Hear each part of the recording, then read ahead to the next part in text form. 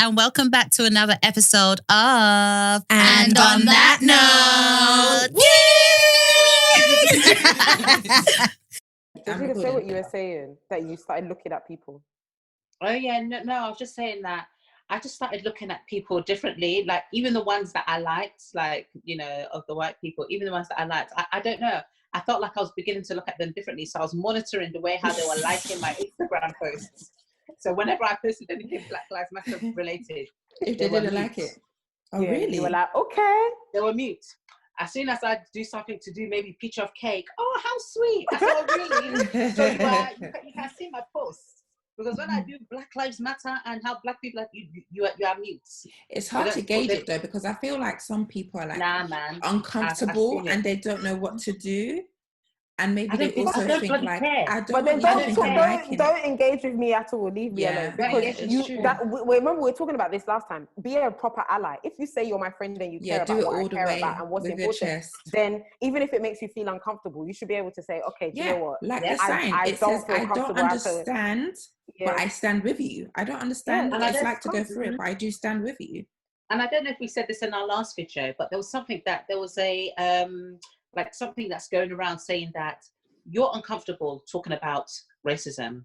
Imagine how uncomfortable it is to experience it. Mm-hmm. So I'm just thinking to myself, all you're doing is talking about it. All you're doing is having to acknowledge that it is there.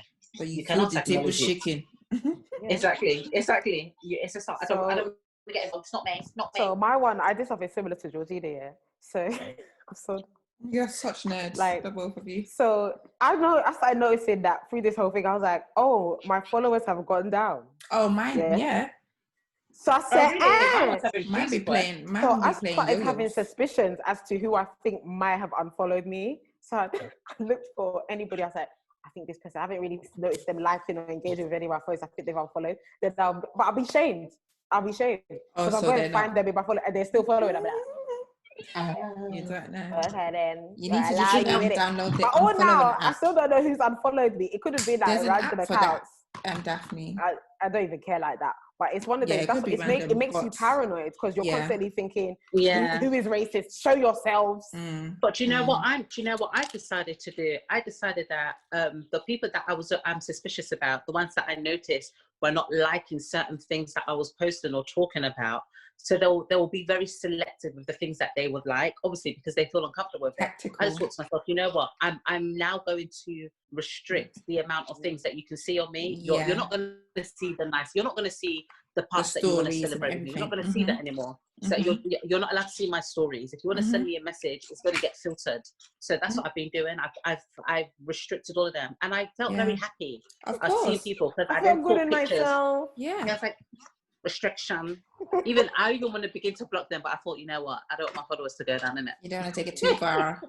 I just thought it has to be done.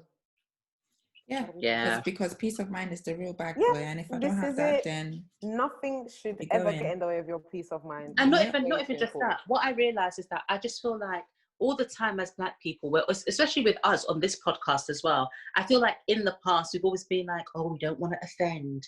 We're always so mindful of what kind of like tiptoeing. We're always so mindful to make sure that we are not offending, but then they stay offending us. They stay disrespecting us. They stay not caring about our feelings or our emotions. And I was just kind of like, you know what? If I'm going to use my platform to talk about what I want to talk about, I'm going to talk about what I want to talk about. And if you don't like it, unfollow. And even if you're not trying to offend, they still get offended. These silly Karens, out in America and maybe even over here, they be getting offended by everything. You might be saying the simplest of things. You are in not even in somebody's neighborhood. I'm seeing too many videos of men in an apartment, and because they don't fit the category or the stereotype of the typical man that's supposed to be in these apartments, people are calling hello 911 on them for what? So way too many. I find them very triggering, actually. Very triggering. Like where people are usually basically abusing their power and their privilege to potentially, Karens. from now, they can see that, look, this potentially could escalate to something really negative, causing the death of someone. Like the video, wasn't there one that said, "Oh, I'm gonna call 911, and you're not gonna make it out alive or something"? I can't remember. I never saw that one. Yeah. What is that? The She one says, with the woman, with the black man? The woman, the white woman, and the black man. Yeah, she's like, you know what happens. You know what happens with the dog. With the dog. Yeah, okay. That's disgusting. Yeah, sure. Disgusting. And this is what I'm saying. They're fully aware.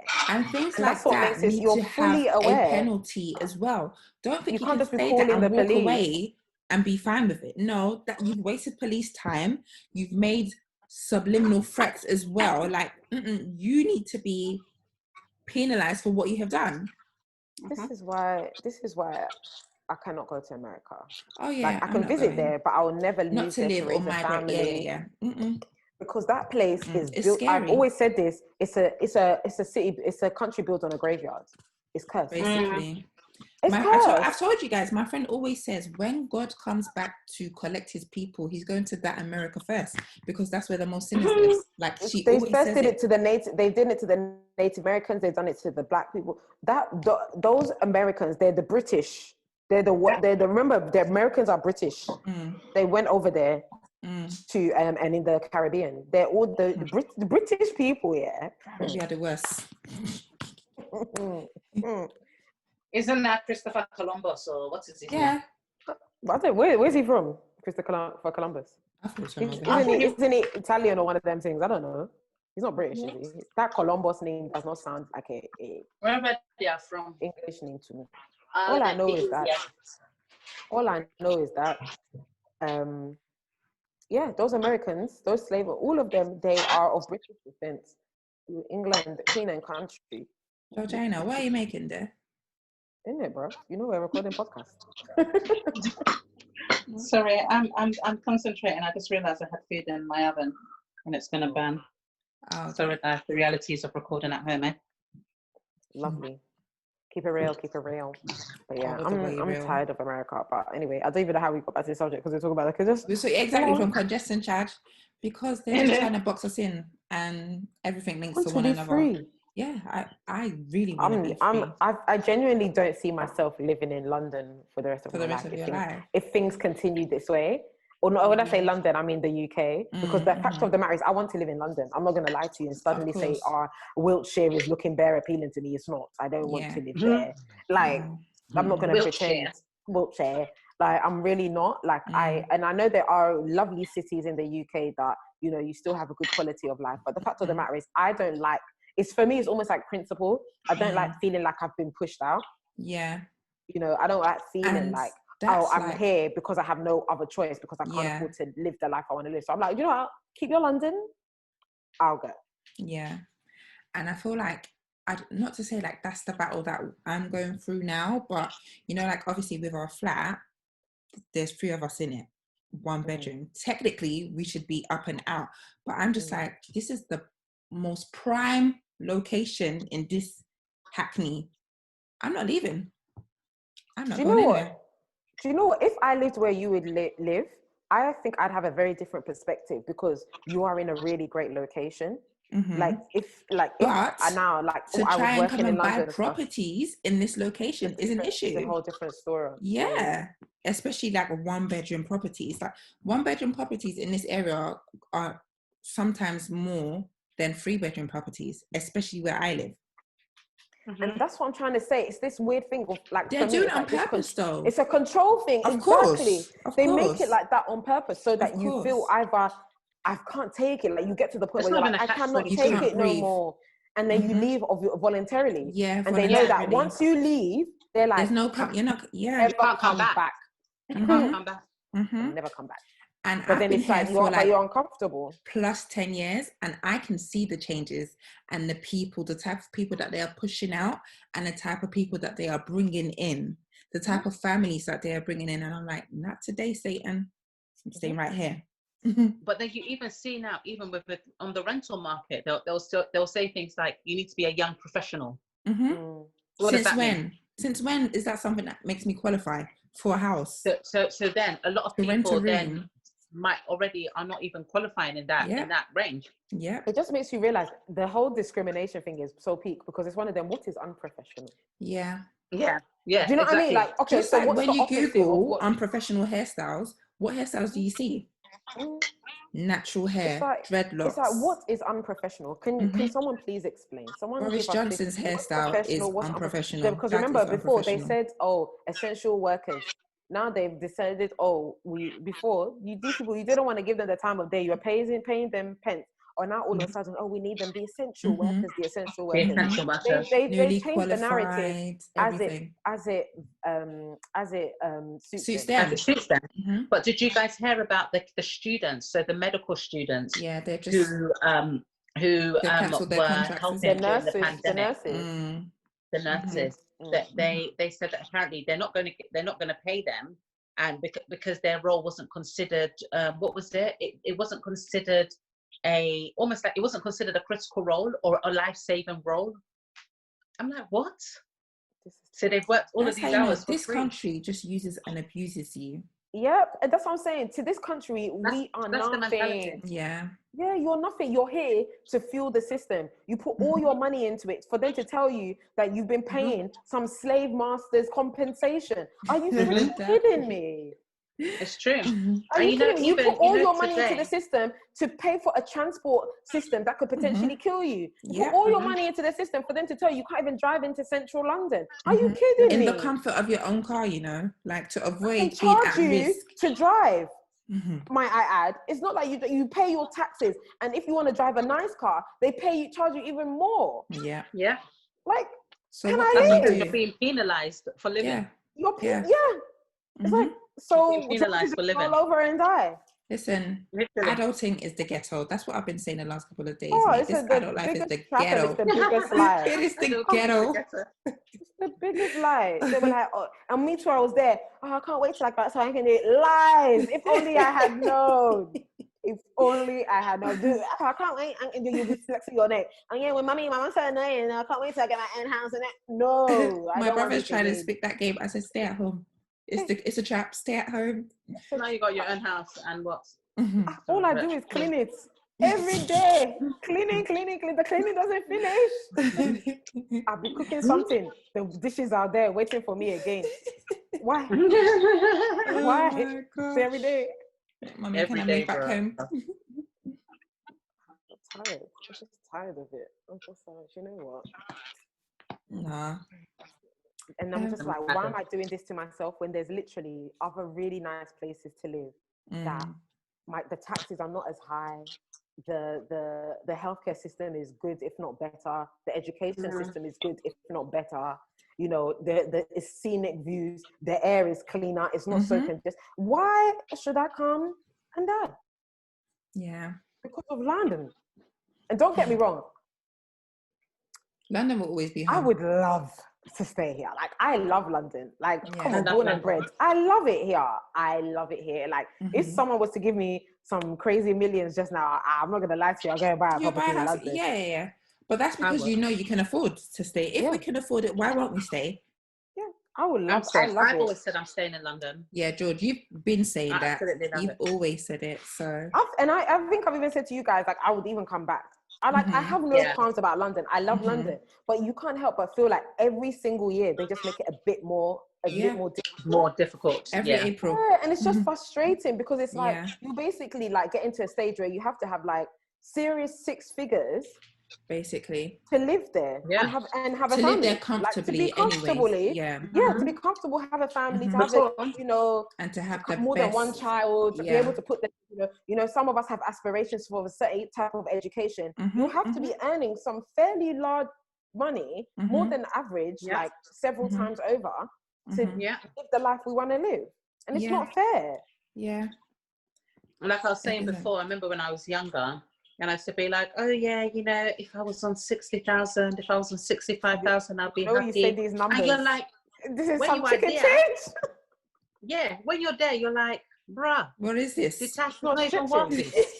What's this? Where's the money? Where's the money that's like making? Because the salary sounds good, and when I'm looking at my balance, it's because we don't take in. Yeah, exactly. When you're young, you don't know about the tax man. That's why. You don't know about the tax That man. tax man is the biggest. I'd like to meet him one So, day. did you say he's a rapist? He is, bro. Yeah. Terrible. He Yeah, is. sleeping. He's a loose and a rapist. Yeah. Like when they take that money out, you're just like, wow. I don't even look at my What did tax I ever anymore. do I to stopped you? looking at it. Wow. Oh yeah. Do you know I know why it exactly. I pains get me, because though? we're salaried, you just get the same money No, every the month. reason innit? why So you it just pains know. me is because they're like, yeah, okay, it's going to go to your pension. Who said I want to stay in this country to receive your pension in my old age? Who said? Let me decide what's going Just to get your happen. private pension and pay into Yeah, that. that's then, yeah, basically. That's the only thing that makes sense. Because I think sometimes I used to have these delusions. I was like, yeah, I'm going to retire at this age. And whilst that's still the plan, you know, it's good to have a backup plan. Of because course. you're right. I'm like, retire here where like I'm going to go and live my lavish lifestyle. I'm trying to be a house. Trying to be on a boat. I'm going to be doing you know what I mean? I'm trying to do. I'm going to be on a beach somewhere eating grilled fish every with day. my phone, bikini. clapping my tits. Yeah, my saggy tits.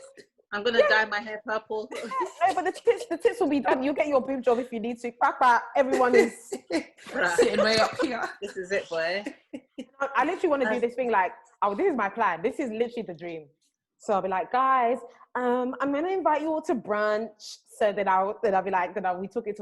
I'll be like, guys, I wanted to ask you, we're going to Monaco. Real Housewives vibes.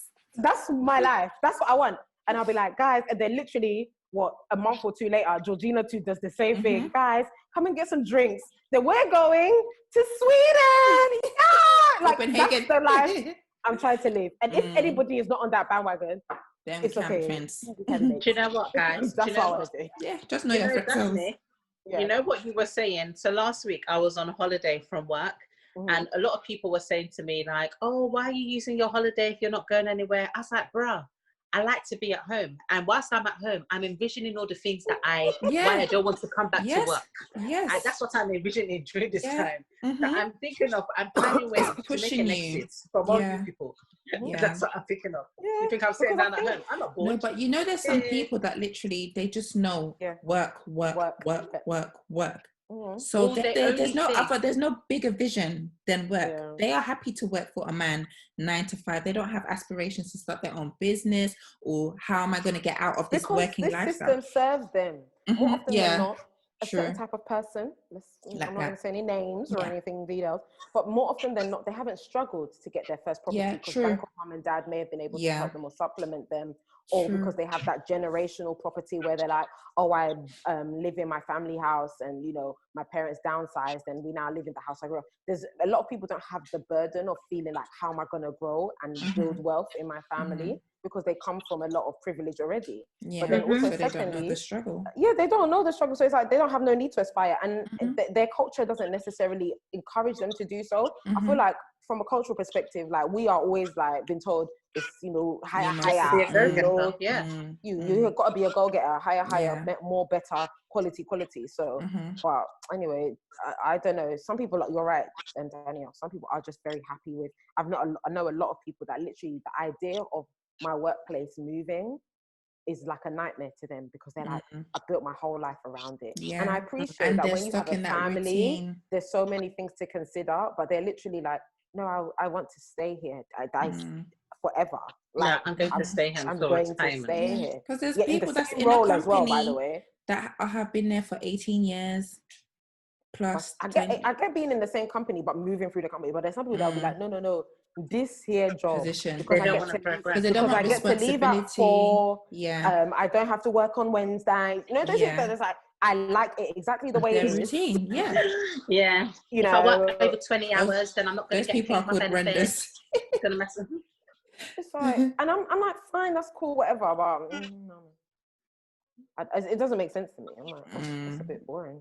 And at the end of the day, I always say, not everyone can be, you know, business owners. Not everybody can, you know, if everyone is an entrepreneur or everyone is running a business, then who's going to work for the entrepreneur? Exactly. So I get that as well.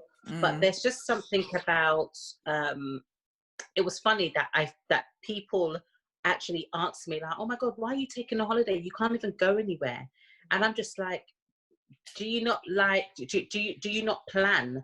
Do you not just need quiet time to yourself? And you just need to gather your thoughts together and like, you know, just kind of plan and be a bit more strategic with your own life goals. And just check in with yourself. Yeah. And you don't always have to go somewhere to feel like I've had a holiday. You don't always have to travel out. You don't always have to go on a plane to prove that, oh, I've had a holiday. I've had a holiday and I had a fantastic week off.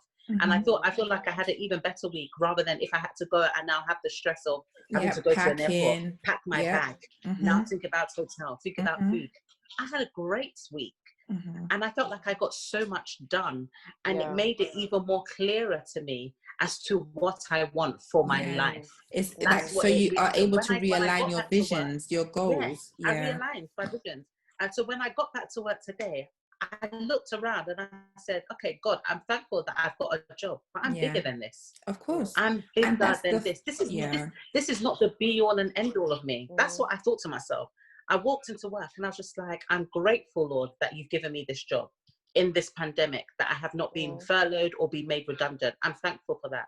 But God, there is so much more to me than just this. Like, there is no way. The visions and the dreams and the excitement and the hope that you gave me whilst I had that week off was too much. I was too inspired, and I was just like, nah.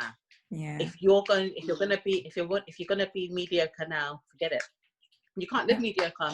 There's more to life than just being mediocre. It's not for you. And I'm not, when I mean mediocre lifestyle, I'm not saying that I'm going flash. It's not that, oh, I'm top to bottom Gucci, top to bottom Louis Vuitton. I'm not saying that at all. Okay, Pastor Toby. And I don't want to be today's Fendi drip. It's Fendi drip. Fendi is making people angry. Don't Fendi with Fendi. Fendi. Oh my goodness. I'm going to change my WhatsApp status to that. Oh, but for me, it was just like, there's a lifestyle that I want to live. And I thought, this 9 to 5, it doesn't cut it. It's not cutting it at all. And when we say lifestyle, it's like, it goes beyond just like brands. Like you said, George, it's like for your kids, for your family, for those that are around you, everything. It's not, Even before that, for my own sanity, please. Yeah. I think for me, having money represent, like, of course we all want stuff, we want to travel, but for me, it sounds really bad. I've really realized that the currency in this world is money, because money is power. For me, it's having the options to be able to live the life I want to live. It doesn't sound bad, I want to live. It's just, real. It is, the fact of the matter is, money is power. It's and real. That's why I aspire for more. Not to say I want to be, you know, the richest person in the world, but we recognize that, you know, in this society, the more money you have, the more doors that will be open to you. Unfortunately, the more people that will be interested in you as a person, and ultimately, the more power you have. The only reason Donald Trump is president of the United States is because of money. Like, he had the money to fund his own campaigns. So when all these campaigning and stuff, really and truly, he doesn't have to do it because he can just buy his votes. And I don't mean literally buy his votes, but I mean he can travel, he can do this, he can do that, he can do the research, he can fund it all himself. Yeah. Did you hear? I mean, to be fair, with the way how American people are in terms of the in terms of campaigning, they have to fund their campaigns. They have to have a certain amount before they can even run. Yes, exactly. When I was in college, I studied government and politics. And one thing that always stood out to me was that they said that every single presidential candidate or any person who is within Congress, they have to be a millionaire because they have to fund their entire campaigns by themselves. So you can get money from sponsors, but which is called soft money, but the majority of it is hard money, where it's your own cash. So they're millionaires. They're rich already. They're all rich. They're all affluent people. They're lawyers. They're doctors. Donald Trump, for example, he was a billionaire already before he became president. No qualifications, no nothing. What does he have? Nothing. But he had money. No background in politics. I think no background in politics. He hasn't even got any background in politics. No background in politics, and yet this is somebody that runs. This is the person that's probably considered the most powerful person in the world, because that's what they call the American president. They always equate the American president to be the most powerful person in the world, and that's the person that they put in. All I'm praying is that the one that can start a nuclear war today, so can just press one button, just like that. This is who we've got. Hey. This is who. They don't care for others. Thanks for listening to another episode of And on that note, don't forget to like, share, subscribe, comment, tell a friend to tell a friend, your aunties, your uncles, your sisters, and the whole shambaz. Thank you. Bye.